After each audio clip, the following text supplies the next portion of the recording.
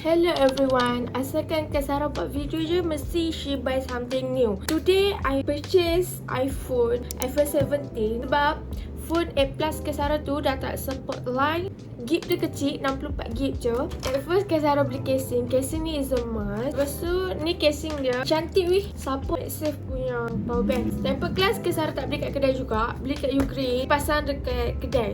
Upah banyak upah je sebab Kak Sarah jenis malas. Lepas tu murah. Yang penting murah. RM1 I tak ingat lah. Tapi dapat dua inside ni.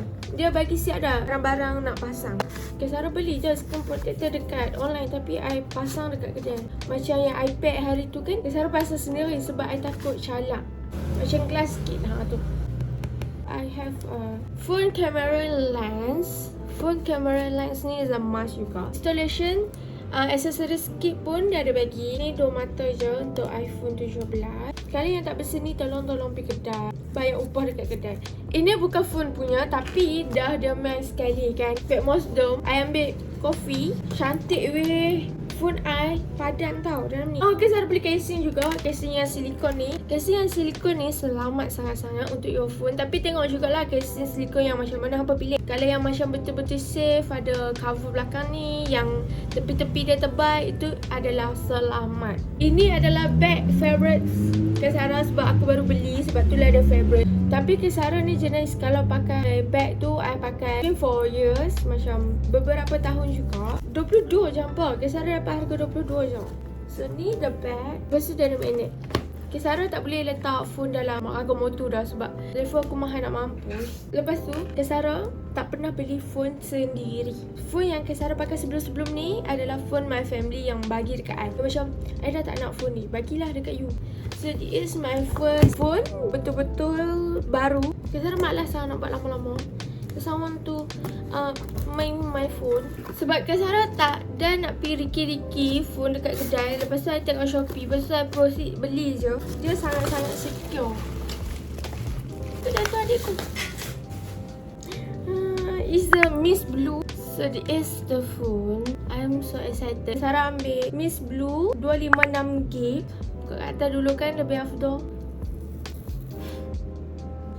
Kak Sarah pun tak sangka yang I will purchase phone secepat ni tau. Sebab I ingat nak pakai phone tu sampai lapuk. So lapuk dia tak sangka secepat ini.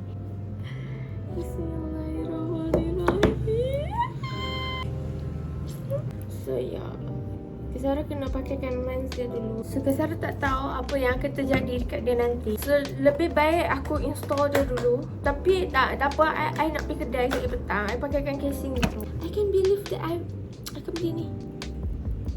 So Kak Sarah pakai casing dulu lah I can believe lah guys, I bought a new phone. Pakaikan dia baju dulu. Lens dia, casing dia beli yang macam ni, okay. Oh ni tak masalah beli.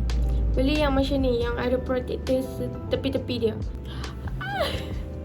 Guys, I already purchased new phone.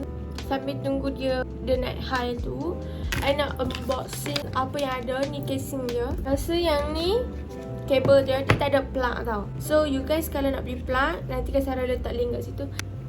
Hello. Lepas tu nanti Kak Sarah buka phone, Kak Sarah macam ni lah. So Kak Sarah kena setting semua ni. Macam biasalah kalau dah main setting ni, Kak Sarah kena buat sorang-sorang.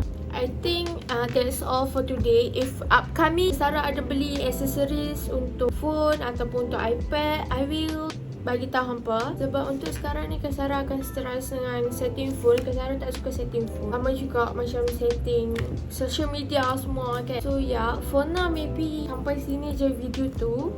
Kalau soon kita ada pergi mana-mana, I will buat vlog. Okay, bye bye, thank you for watching. Kak Sarah happy sangat untuk phone ni sebab it is my hard working. So I hope everyone pun dapat purchase apa yang hampa nak in life, so that we are happy together. Allah bersama Gen Z tau.